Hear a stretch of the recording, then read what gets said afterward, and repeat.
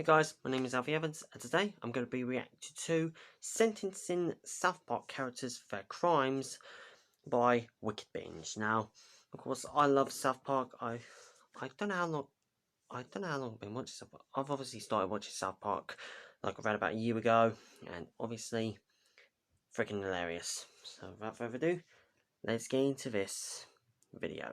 3, 2, 1, play. South Park has friendly faces, but hidden within many of them are crimes that range from petty to heinous. And today, they must answer for those crimes. Who's getting off easy, and who's getting the harshest sentence? Hey guys, I'm Brad with Wickedbinge, and today we're sentencing South Park characters for their crimes.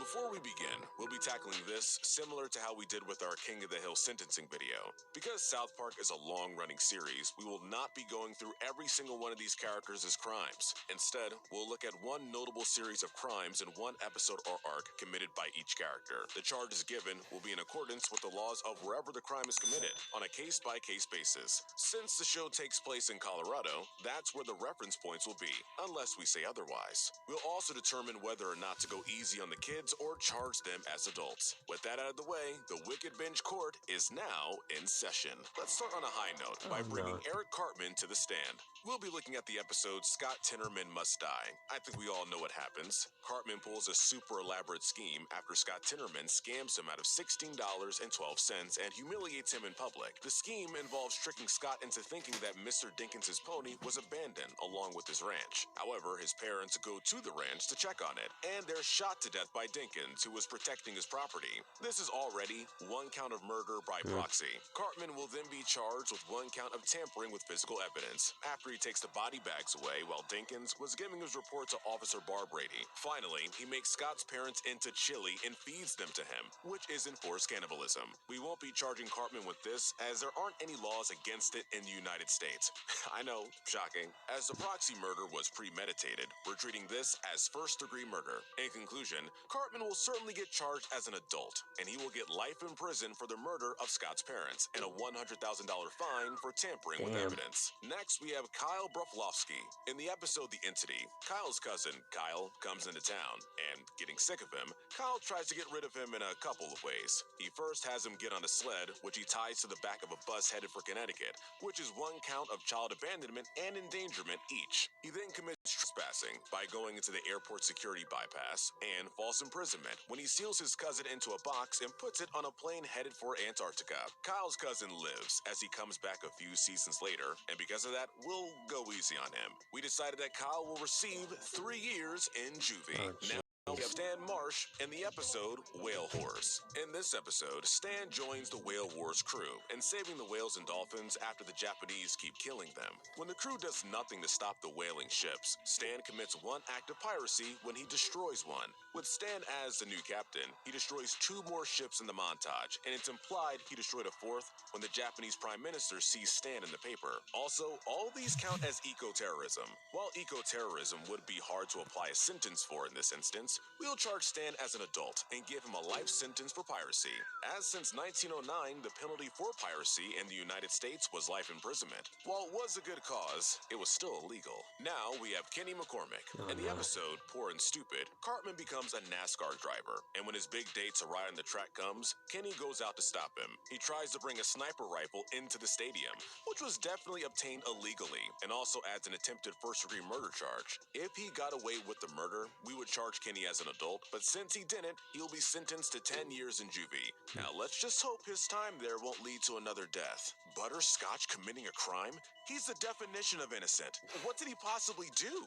Well, let's look to the episode Butters' Bottom Bitch. After he pays Sally $5 to give him his first kiss, he later makes an entire company, recruiting more girls to fill in for Sally during times when she isn't available. The girls start to make the money for him, and he even hires full-on prostitutes. Since he is living off the girls' earnings, this is considered pimping. We'll only give Butters a slap on the wrist. This was done out of sheer naivety, but when his parents find out, he'll definitely be grounded. Next, we have Randy Marsh. Grounded. In China. Randy gets arrested in China when his is discovered in his suitcase. Later, Randy teams up with Mickey Mouse to try and reason with the government when both their brands in the country are compromised. However, they don't budge because they're both associated with Winnie the Pooh. In order to show the government they understand, Randy lures Pooh into an alleyway and strangles him to death. For this single charge of first-degree murder, Randy will be sentenced to death. In China, it's the highest penalty for murder. Typically, death sentences in China are carried out via lethal injection or shooting, so Randy will be going out either of those two ways. Mr. Herbert Garrison is easily the most interesting case. He's president in the pandemic special, and he refuses to do anything about COVID when it reaches America. His reasoning is that he'll use it to follow through on his promise to get rid of all the Mexicans. Not only is this attempted genocide, but also biological terrorism, as well as indirect mass murder. Towards the end of the special, the pangolin containing the cure is brought to South Park, and just when everyone thought the pandemic would be over, Garrison comes to not only burn the pangolin alive with a flamethrower, but the scientist holding it as well. So these are additional charges of first-degree murder and animal slaughter. Even though what he did was a clear violation of human rights, Garrison will only get life in prison as opposed to the death penalty. Because his Boo. crimes are so severe, he would go before the International Criminal Court at The Hague, and life is their maximum sentence. As we said, an interesting case. Next is Mr. Mackey. Okay. At the beginning of the episode, Okay. Ike's Wee Wee, Mackey is teaching the kids about the dangers of drugs. During the lecture, he gives a sample of marijuana to the class for them to sniff. This counts as contributing to the delinquency of a minor. However, since this was for educational purposes, we will go easy on Mr. Mackey and give him a misdemeanor charge, which will sentence him to a year in jail and a $1,000 fine. Now we have Jimmy Valmer, an up-the-down steroid. Jimmy uses steroids to gain an upper hand in the Special Olympics, which we all know is illegal. Later in the episode, he beats both his girlfriend and his mother, which are two counts of assault. We decided to count it as first-degree assault, aka assault with a deadly weapon, because Jimmy's crutches technically count as weapons in this instance. We think it's appropriate to sentence Jimmy to 3 months in juvie and some rehab and anger management classes. Next, we have Jimmy's best friend, Timmy Birch. However, they weren't always friends, as we saw in the episode Cripple Fight. There are a couple of instances of violence against Jimmy. Timmy first gives him Kenny's parka as a gift, knowing that it could very well get him killed. Since everything from a safe to Jimbo and Ned to a whole plane almost kill him,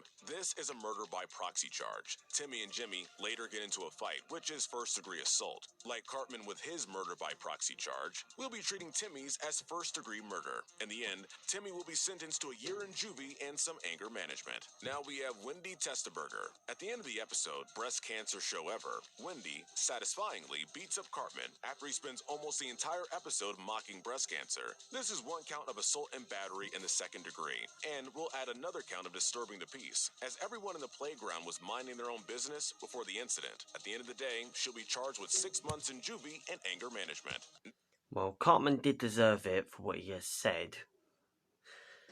Next, we have Tweak Tweak and Craig Tucker together because they committed the same crime together in the aptly named Tweak versus Craig. The boys instigate a fight between the two, and they fight once in the playground and a second time in the hospital. They'll both be charged with 2 counts of second-degree assault, one for each fight. However, as the fight was instigated by the boys and not done on their own volition, we'll only be giving them a 1-week school suspension. And finally, we'll end with PC Principal. In his first episode, Stunning and Brave, he commits a crime before even uttering a word. Albeit petty, he takes a drink and throws the bottle on the ground, which is of course littering. He next violently beats up Cartman in the bathroom for using microaggressions, which adds a second-degree assault and battery charge. Next, PC Principal's fraternity engages in plenty of hazing, such as branding pledges with hot metal and forcing fellow brothers to drink excessive amounts of alcohol. Hazing is illegal in many states, with Colorado being one of them, and with PC being the head of the fraternity, he's criminally responsible. Finally, to shame Kyle for insulting Caitlyn Jenner, he orders several of his brothers to break into his room while he's asleep, tie him to a tree, draw penises on his face, and shave his hair,